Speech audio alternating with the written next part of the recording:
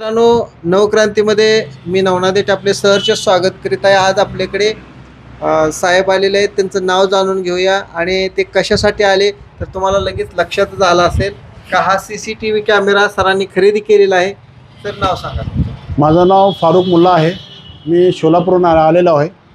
ही CCTV camera शेतासाठी मी घेतलेला आहे. सरांचे व्हिडिओ बघितलं होतो, आपल्याला थोडं आवडलं आहे. आता बघूयात पुढचं काय होतं. मित्रांनो बघा, CCTV कॅमेरा कशासाठी घ्यायचा तर शेतीची राखणदारी करण्यासाठी.